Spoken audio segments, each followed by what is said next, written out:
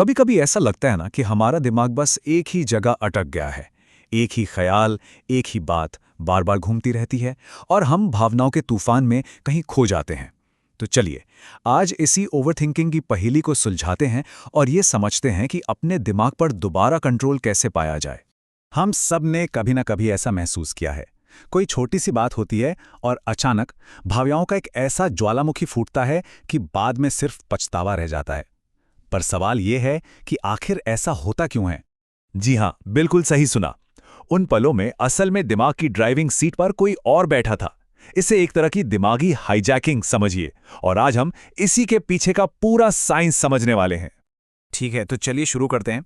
सबसे पहले ये समझना जरूरी है कि जब भावनाएं हम पर हावी होती हैं तो हमारे दिमाग के अंदर असल में चल क्या रहा होता है। साइकोलॉजिस्ट डैनियल गोलमैन ने इसे एक नाम दिया है, इमोशनल हाईजैकिंग।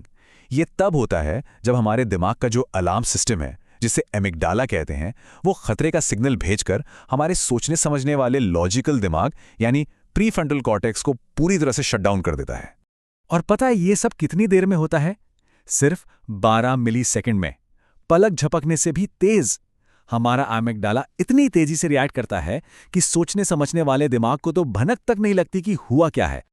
न्यूरोसाइंटिस्ट जोसेफ लेडॉक्स ने पाया कि हमारे दिमाग में जानकारी जाने के दो रास्ते हैं। एक है लो रोड। ये एक सुपरफास्ट हाईवे की तरह है जो सीधा एमिगडाला तक जाता है, मतलब तुरंत एक्शन। और दूसरा है हाई रोड, जो सोचने समझने वाले प्रीफ्रंटल कॉर्टेक्स से होकर गुजरता है। ये थोड़ा धीमा रास्ता है। इमोशनल हाईजैकिंग में लो रोड वाला हाईवे हाई रोड को ओवरटेक कर लेता है। यहां देखिए दोनों में अंतर कितना साफ है। एक नॉर्मल इमोशनल रिएक्शन धीरे धीरे बनता है, सिचुएशन के हिसाब से होता है, लेकिन इमोशनल हाईजैकिंग वो एकदम अचानक विस्फोटक होती है और अक्सर उस छोटी सी बात के मुकाबले बहुत ज्यादा बड़ी होती है, जिसके बाद सिर्फ अफसोस होता है। तो ये तो हुई एक पल की बात, लेकिन तब क्या होता है जब दिमाग का ये खतरे वाला अलार्म सिस्टम हर वक्त ऑन रहता है? इसका नतीजा ये होता है कि हम सोचने में ही जैसे जम जाते हैं, कोई कदम ही नहीं उठा पाते। इसे कहते हैं एनालिसिस पैरालिसिस, मतलब किसी फैसले के बारे में इतना ज्यादा सोचना, इतना ज्यादा विश्लेषण करना कि आखिर में कोई फैसला ही ना ले पाना। और ये कोई नई समस्या नहीं है। शेक्सपियर के नाटकों से लेकर आज के बड़े बड़े बिजनेस तक ये हमेशा से मौजूद रही है। विंस्टन चर्चिल ने भी क्या खूब कहा था कि परफेक्शन यानी हर चीज को बिल्कुल सही करने की चाहत का दूसरा नाम पैरालिसिस या पक्षाघात है।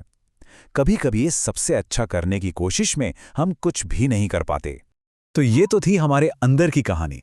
अब जरा बाहर की दुनिया में चलते हैं और देखते हैं कि हमारी ये ओवर थिंकिंग की आदत सामाजिक तौर पर कैसे काम करती है, जहां हम अक्सर लोगों की बातों का गलत मतलब निकाल लेते हैं।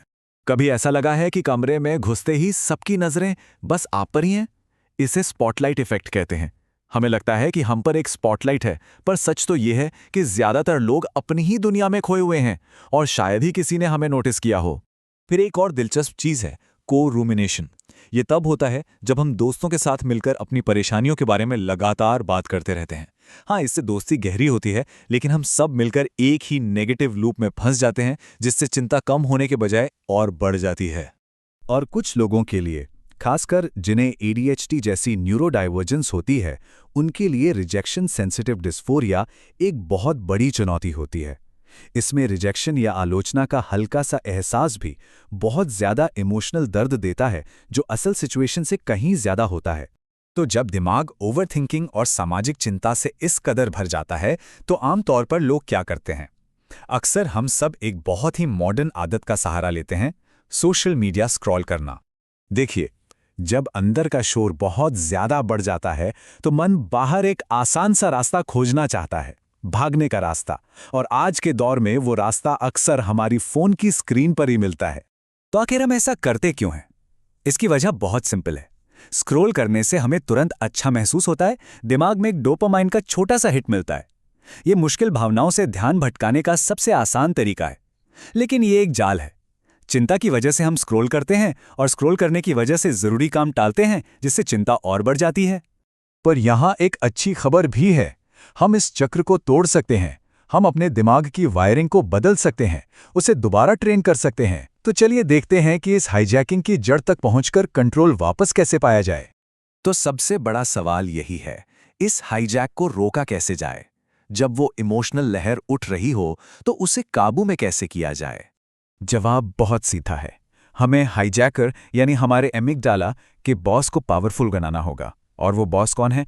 हमारा सोचने समझने वाला लॉजिकल दिमाग, प्रीफ्रंटल कॉर्टेक्स। हमें बस उसे और मजबूत करना है। और इसका एक बहुत ही कारगर, साइंटिफिकली प्रूवन तरीका है जर्नलिंग। जब हम अपनी भावनाओं को लिखते हैं, जिसे साइंस की भाषा में अफेक्ट लेबलिंग कहते हैं, तो ये हमारे प्रीफ्रंटल कॉर्टेक्स को एक्टिवेट करता है और साथ ही एमिगडाला को शांत करता है। मतलब ये ठीक उसी दिमागी रास्ते की मरम्मत करता है जिसे हाईजैकिंग तोड़ देती है। आप इस बहुत ही आसान सी प्रैक्टिस से शुरुआत कर सकते हैं। जब भी कोई इमोशनल हाईजैक हो, उसके बाद शांति से बैठकर इन सवालों के जवाब लिखिए। ट्रिगर क्या था?